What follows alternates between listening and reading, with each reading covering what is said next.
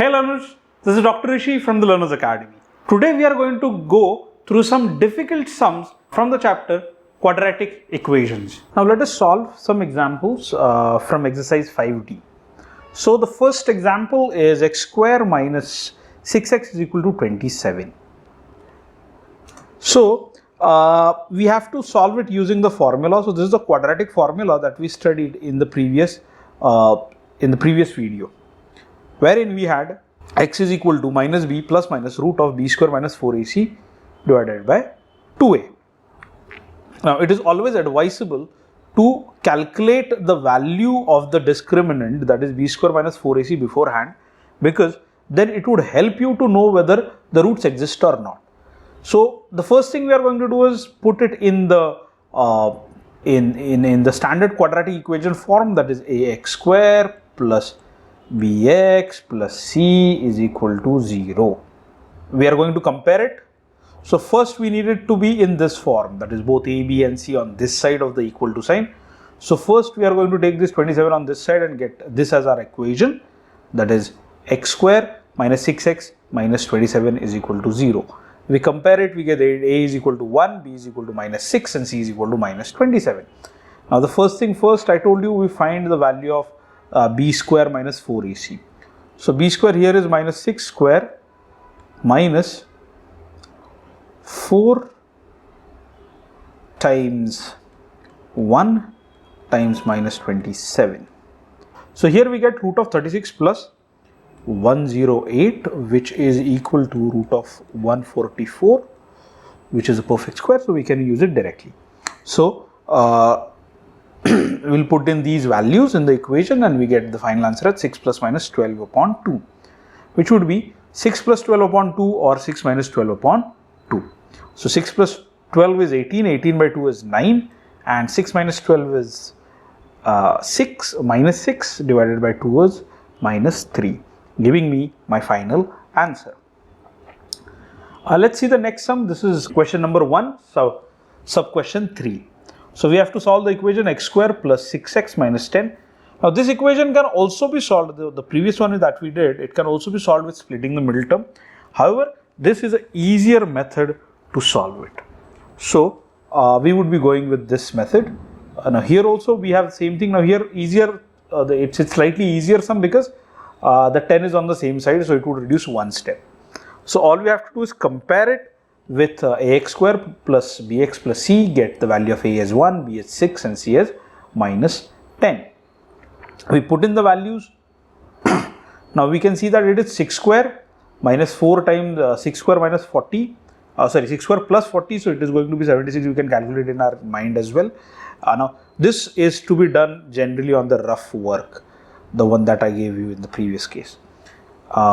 We generally don't the teachers don't like this kind of a thing done because it is extra work, they think, and it would eat up some of your time. So it is advisable that you do it either mentally or in your rough work. So here I have done it for you, but do check it. So first thing you do is you find the value of b square minus 4ac. Do it mentally, do it on rough work, absolutely okay. Just don't do it with while doing the sum, because these kind of sums come for 2 marks.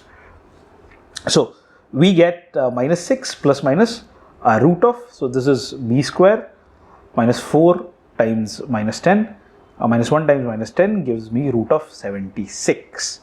So 76 is a multiple of 4, 4 19s are 76, so I can take the 2 outside and get the final answer as minus 6 plus root 19 upon 2, or minus 6 minus root 19 upon 2. This can further be simplified by cancelling out. Now this is absolutely a good answer, but this can further be simplified as minus 3 plus root 19 or minus 3 minus root 19. Any one of the two would be okay. So let's see the next example that is there.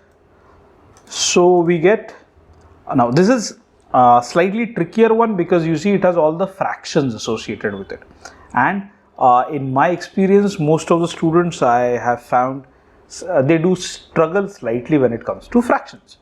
So How are we going to do this one? First thing first, get rid of all the fractions. So what have I done here? I've multiplied both sides by 6. There is no need to write it.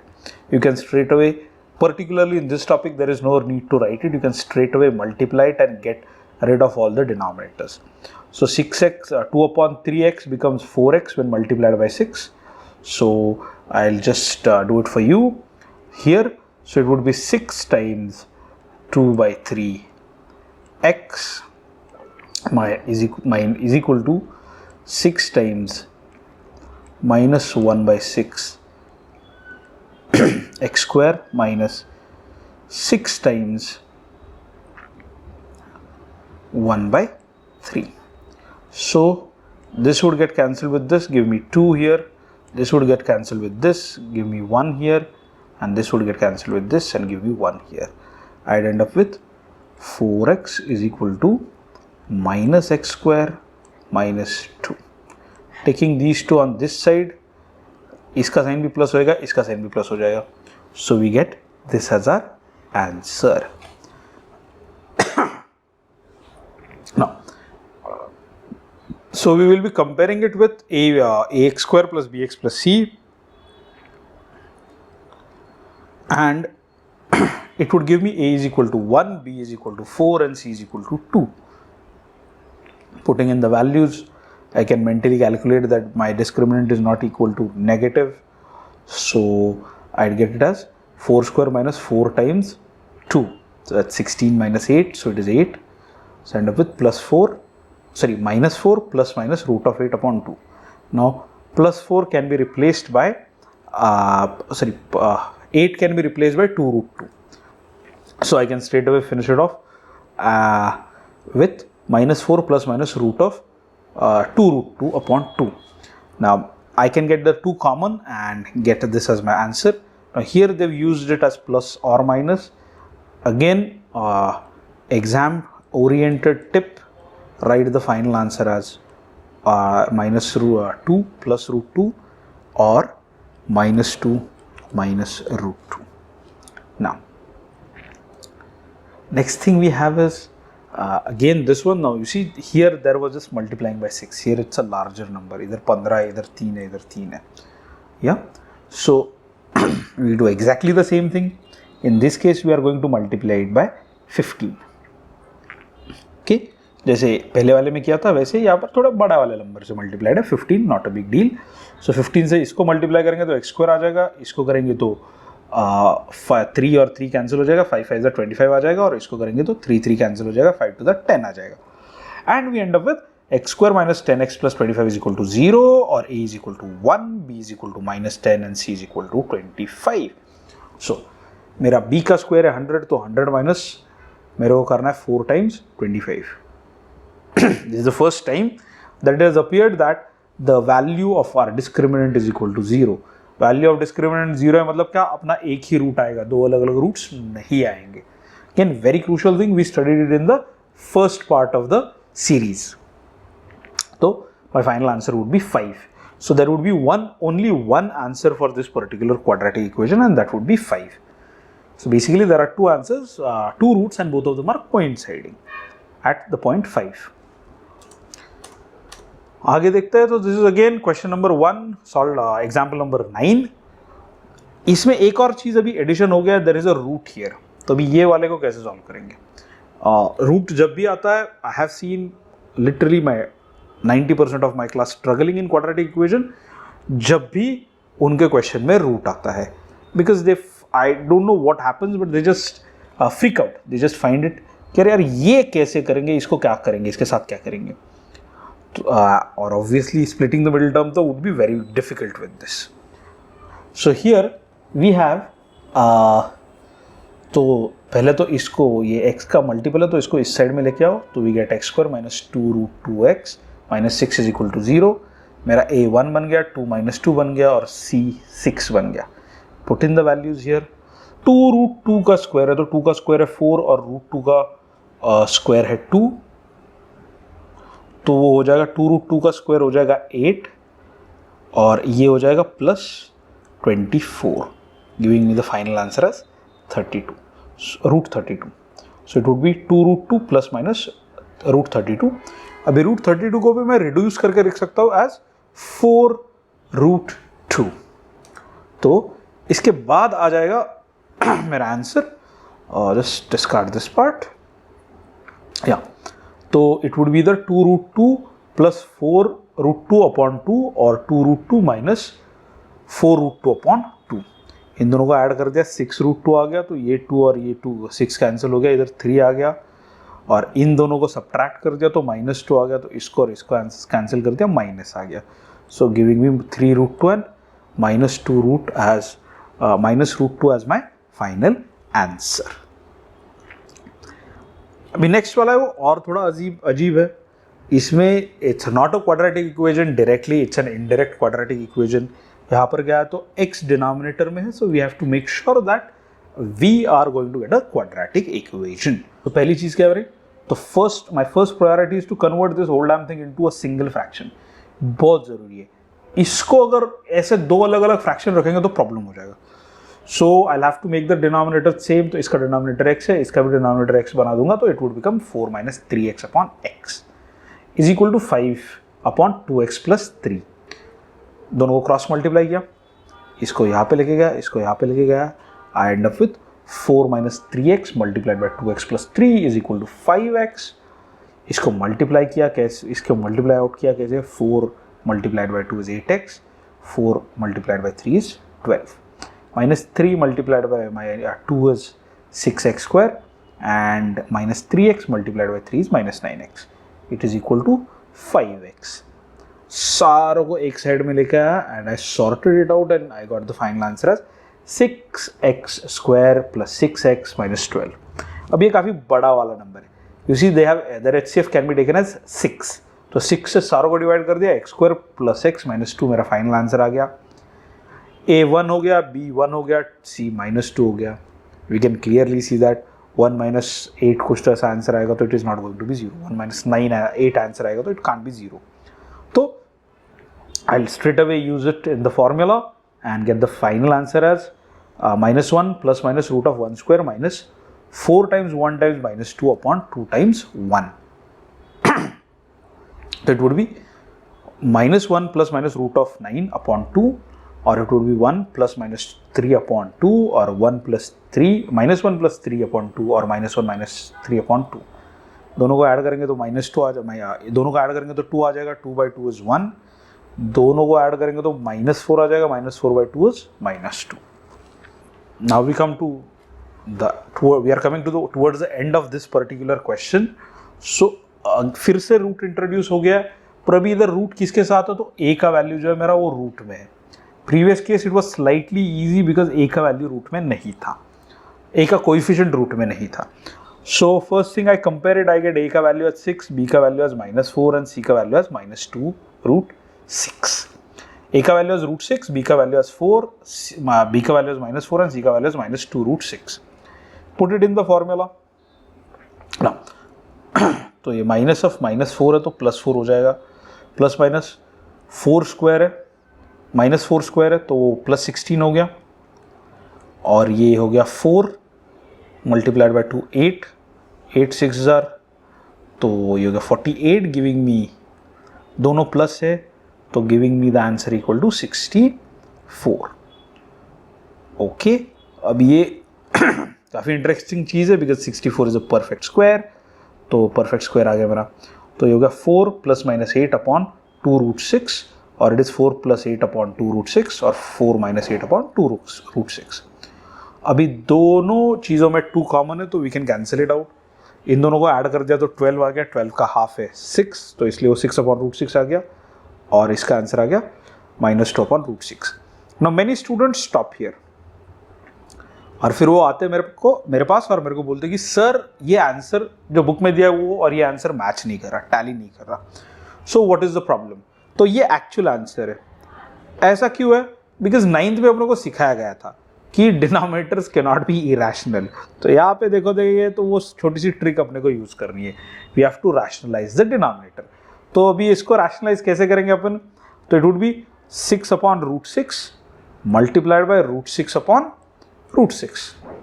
तो इसका answer क्या होगा. तो it would be 6√6 upon 6, 6 cancel हो गया, final answer हो गया 6।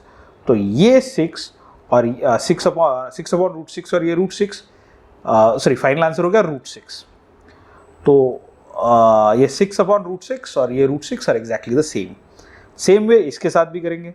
इसके साथ क्या हो जाएगा, तो it would B -2 upon √6 multiplied by √6 upon √6। तो आंसर आ गया -2 √6 अपॉन 6। तो ये 6 कैंसिल हो गया ये 2 के साथ और इधर नीचे आ गया 3। फाइनल आंसर हो गया -√6 अपॉन 3, जो कि यहाँ पर आया है। I hope you've understood it. I hope this concept of rationalization that we had studied in Surge for class 9th ICSE, you've recalled it. अभी आगे चलेंगे तो अभी थोड़े अलग से क्वेश्चंस है ये वाले। अभी इसमें और थोड़ा कॉम्प्लेक्सिटी बढ़ गया है और थोड़ा कॉम्प्लेक्सिटी बढ़ गया है। What has happened? We have अभी 2x 2 फ्रैक्शंस में डिवाइडेड है। पहले तो उनको सॉर्ट आउट करना है, तो उनको कैसे सॉर्ट आउट करेंगे? पहले तो क्वाड्रेटिक इक्वेशन दिख नहीं रहा है, so is it a quadratic equation? तो yes it is a quadratic equation. कैसे निकालेंगे क्वाड्रेटिक इक्वेशन? तो पहले तो क्रॉस मल्टीप्लाई करना पड़ेगा। So this 3x x minus 3 needs to be multiplied by this and this x minus 4 needs to be multiplied by this number। दोनों को multiply out किया, डिनोमिनेटर सेम हो गए, दोनों में डिनोमिनेटर आ गया x minus 4 times x minus 3। We multiplied the whole thing out, gave me। अब ये वाला सम काफ़ी इंपॉर्टेंट है बिकॉज ये generally comes for 4 marks in the exams. तो ऐसे वाले सम्स की प्रैक्टिस थोड़ी ज़्यादा करो। 4 मार्क आ जाते हैं, बाकी वालों के 3 आते हैं जनरली, 2 या 3 मार्क। सो 2x² माइनस 6x प्लस, अभी इसको इससे मल्टीप्लाई किया तो 2x² आया, इसको इससे किया तो -5 आया, इसको इससे किया तो -8 आया, इसको इससे किया तो +20 आया। डिनोमिनेटर पे भी वही किया है, x² minus 3x plus -4x plus 12 is equal to 25/3। अभी दोनों को कर दिया मैंने क्रॉस। अभी ये सब कैंसिल आउट हो गए x वगैरह and we ended up with coefficients of x², coefficients of x and coefficients and the constant terms दोनों में, न्यूमरेटर और डिनोमिनेटर में दोनों को कर दिया मैंने क्रॉस मल्टीप्लाई। इसको लेके गया ये साइड में, इसको लेके गया ये साइड में। तो इसको अगर मल्टीप्लाई करूँगा तो 25x² आएगा, फिर 77 multiplied by 25 would be 175 and 12 multiplied by 125 would be 12 multiplied by 25 would be 300। और इसको 3 से मल्टीप्लाई किया तो 3 4 ज़रा 12x², 3 19 ज़रा 57x और 3 20 ज़रा 60। विसारों को एक साइड में लाया तो 13x² minus 18x plus 24 is equal to 0 आया मेरा final answer, giving me a is equal to 13, b is equal to -18 and c is equal to 240। इसके बाद पुराने वाले फॉर्मूला में डालेंगे इसको। अभी ये काफ़ी इंपॉर्टेंट है क्योंकि जब whenever these kind of examples come, उनके नंबर्स भी काफ़ी बड़े होते हैं, so you should know squares to a certain limit. Okay, तो 118 का स्क्वायर माइनस 4 टाइम्स 13 टाइम्स 240। तो ये वाला पार्ट नेगेटिव हो जाएगा, ये वाला पार्ट पॉजिटिव हो जाएगा। फाइनल ऐड करेंगे तो आंसर आएगा 1444। 1444 किसका स्क्वायर है? तो 38 का स्क्वायर है। So we end up with 118 plus 38/26 and 118 minus 38/26। तो अगर फाइनल आंसर निकालेंगे तो इट कम्स टू 6 और 40/13। सो ये हो गए मेरे roots for this particular example. तो काफ़ी इंटरेस्टिंग वाला चीज़ था ये। Now solve each of the following equations for x and give in each case your answer correct to 1 decimal place. अभी ये बहुत ये डिफरेंट काइंड का सम है, अलग से पूछा जाता है। ओके, तो ये थोड़ा ध्यान में रखिए आप कि ये कैसे करेंगे, आप इसको कैसे करेंगे, क्योंकि आप इन्होंने यहाँ पर इनको एक छोटी सी चीज़ चेंज करनी है। इधर 2 डेसिमल बोल दिया और अगर आपने 1 डेसिमल में दिया है तो प्रॉब्लम है, 1 मार्क चला जाएगा। अगर इधर 3 डेसिमल दिया है और आपने 1 डेसिमल में दिया तो भी प्रॉब्लम है। अभी डेसिमल भी है, कई जगह पर वो डेसिमल यूज़ करेंगे, कई जगह पर वो सिग्निफिकेंट फिगर्स यूज़ करेंगे। So you need to understand कि भाई सिग्निफिकेंट फिगर्स है या डेसिमल्स है, क्योंकि दोनों चीज़ें अलग अलग होती है, एग्जैक्टली सेम नहीं होती। तो let's check this one out. तो ये रिलेटिवली इजी वाला है जो 1 डेसिमल तक है। तो ये है मेरा इक्वेशन, मैंने ए बी सी का वैल्यू फाइंड किया, फॉर्मूला में वो वैल्यूज डाले। इंपॉर्टेंट है फॉर्मूला लिखना ज़रूरी है, can not just skip the formula, क्योंकि बाकी मल्टीप्लिकेशन भी गलत आ जाए तो फॉर्मूला के आधे मार्क मिल जाते हैं। So you will get at least if it's a 3 marker you will get 1 mark for the formula and writing ABC। Okay, तो अभी इसका आंसर आ गया 4 ± √11। अभी √11 मेरे को निकालना है टिल व्हाट, टिल 1 डेसिमल। बहुत क्रूशियल है, टिल 1 डेसिमल। ओके, तो मुझे ये पता है कि मेरा अर्लीस्ट स्क्वायर कौन सा है मेरा, तो ये इंपॉर्टेंट है कि ये √11 अपन डायरेक्टली कैसे लिखेंगे। आई वुड एडवाइस √15 तक तो सारी चीज़ें याद रहनी चाहिए, this shouldn't be a big deal. 15 number है, याद रखना तो कोई प्रॉब्लम नहीं है। 15 में से you can remove 1, you can remove 3, sorry you can remove 4, you can remove 9 and you can remove 16। तो ये तो 1 से लेके 4 तक ही है, सो ज़्यादा कोई प्रॉब्लम नहीं होनी चाहिए। सो how are we going to figure out कि 11 का रूट कितना है, तो अपने को पता होना चाहिए या फिर we should be good at guessing it, because 1 decimal तक ही तो निकालना है उसको। तो 3 का स्क्वायर है 9, 4 का स्क्वायर है 16, मेरा नंबर कितना है 11। वो किससे नज़दीक में, 3 से नज़दीक में, तो 16 काफ़ी दूर है। सो 3.1 को अगर मैं मल्टीप्लाई करूँगा तो कितना आ जाएगा वो मैं देख लूँगा। सो 1 1 1 1 3 3 0, 3 1 3 3 3 9। सो ये आ गया 9.61। तो if you look at it, it's still a very small number. तो मेरे को इतना तो अंदाज़ा आ गया कि भाई 1 से जाके कुछ नहीं होगा। तो what I do, I jump steps by 2। तो इसके बाद मैं लिखूंगा इट शुड बी 3 × 3 × 3 × 3 × 3। ये करूँगा क्योंकि 3 × 3 × 3.3 3.2 वाला क्यों नहीं किया, because I saw the gap was pretty small. So 3 3s are 9 आ गया, ये 3 3s are 9 आ गया, ये 0 आ गया, 3 3s are 9, 3 3s are 9। तो मेरा आंसर आ गया 9, 18, 10। सो 10.89 मेरा आंसर आ रहा है इन 4 डेसिमल्स। मेरे को चाहिए 1 डेसिमल तक ही। तो इसका 11 का नियरेस्ट अप्रॉक्सीमेशन √11 का हो जाएगा 3.3। So I write 3.3 as my answer and I use it. So I get 7.3 और 0.7। आगे ये वाला देखेंगे, एग्जैक्टली सेम थिंग। ABC मैंने फाइंड आउट किया, ABC में वैल्यूज डाले and I ended up with -10 ± √160 √160/10। Again ये काफ़ी इम्पॉर्टेंट चीज़ है, काफ़ी इम्पॉर्टेंट टेक्निक है जो आप इस्तेमाल कर सकते हो कि भाई इसका 160 का कैसे निकालूंगा बेसिक। ठीक है, आप बोलेंगे 11 का तो निकालना ईजी है, पर 160 का कैसे निकालेंगे। तो 160 का भी इक्विवेलेंटली ईजी है। तो 160 का कैसे निकालेंगे, तो ये 160 कैन बी रिटन एज 4 √10। अभी √10 कितना होता है, √10 का कैसे निकाल सकते हैं अपन, √160 इज इक्वल टू 4 √10।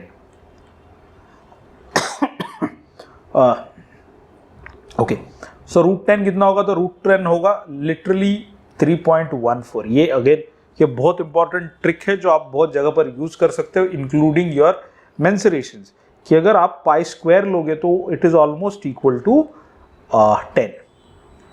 तो अगर इसको देखेंगे तो ये कितना आ जाता है, 4 4s are 16, एक आ गया, 4 1s are 4 5 एंड ये 12 आ गया। 0 1 4s are 4 1 1s are 1 1 3s are 3। इसके बाद आएगा 3 4s are 4 3 1s are 12 3 1s are 12 में एक इधर आ गया, 3 1s are 3 4 आ गया एंड देन 3 3s are 9. सारों को ऐड करेंगे तो हो जाएगा 6 5 5 7 plus 1 8 and 9. So 9.8 is pretty close to 10. So we say कि भाई ये मेरा 3.14 अपन ले सकते हैं जो पाए का वैल्यू है मेरा. इसको मैं कई बार ग्रेविटी से भी चेंज कर सकता when it comes to physics. So इसका लगभग कितना होगा तो 9.8 होगा, सॉरी 3.14 होगा.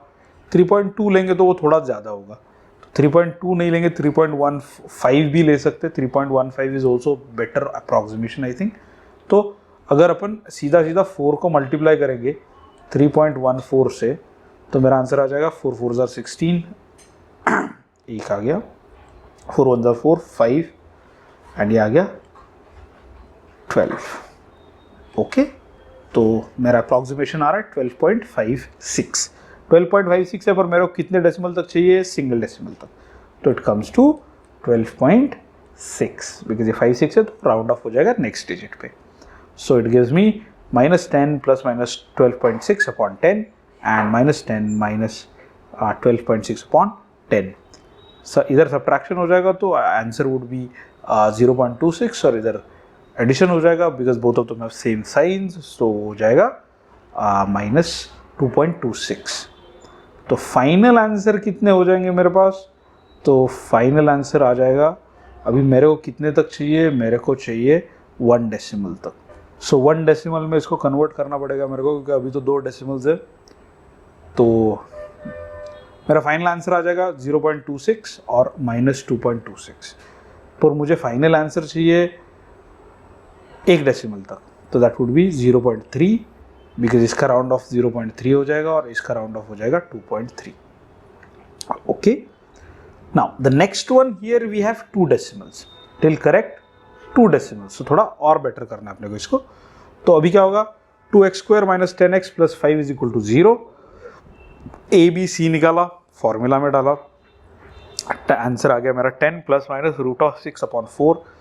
√60/4 अभी √60 का मैंने फाइनल आंसर रूट आंसर निकाला तो 7.75 आ गया.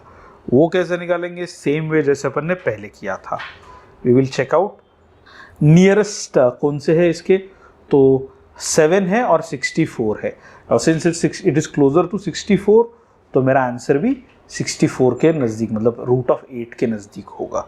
सो √64 इज 8, सो 8 के नज़दीक होगा. सो 7 से लेकर दूर तक and then we do trial and error. 7.75 को अपन करेंगे, 2 डेसिमल है इसलिए 7.75 को किया है. ओके, तो आ गया मेरा 7.75 would be my answer and I would end up with 10 + 7.75/4 और 10 - 7.75/4 giving me the final answer as 4.44 और 0.56. Next example we have is again indirect quadratic equation. तो यहाँ पर पहले तो x से मल्टीप्लाई करो इनको. So you multiplied by x we get 4x² + 6 + 13x = 0 giving me 4x² + 13x + 6 = 0. a का वैल्यू 4 आ गया, b का वैल्यू 13 आ गया और c का वैल्यू 6 आ गया. ओके, दोनों के मैंने वैल्यूज डाल दिए, तीनों के वैल्यूज डाल दिए मेरे फॉर्मूला में एंड आई गॉट अ √73. अभी 73 का उससे कम वाला जो है वो 64 है, उससे ज़्यादा वाला 64 है, उससे बड़ा वाला जो है वो 81 है. It's literally Midway between them, इसलिए वो 8.5 आएगा. तो I'll do the trial and error and get the answer as 8.54 giving me the final answer as -13 ± 8 times 8.54/8 and -13 - 8.54/8. When I do the calculations, the final answers come to be -0.56 and -2.69. अभी आगे वाला जो सम है इसमें और ज़्यादा complications बढ़ाई है. तो 3 डेसिमल तक बोला है तो ऑब्वियसली मार्क्स भी ज़्यादा है इन सम्स को. तो whenever they are going to ask you things about 3 decimals generally we are expecting them to give you 4 marks for these kind of sums. तो बड़ा सिंपल सा आंसर रहता है, पर 3 डेसिमल्स है इसलिए थोड़ा ज़्यादा आ जाता है. तो अभी ये वाला जो एग्जाम्पल है इसमें 3 डेसिमल्स में चाहिए अपने को. तो सारी चीज़ें सेम करनी है, एक चीज़ अलग करनी है, that is finding the value of the root. तो यहाँ पर जनरली अप्रॉक्सीमेशन से वैल्यू नहीं फाइंड करना है, rather I would prefer you to do it using the long division method. I hope you people know the long division method that was taught to you in your 9th standard. We have a separate video for that for long division method. You can refer to it. The link is given in the description box.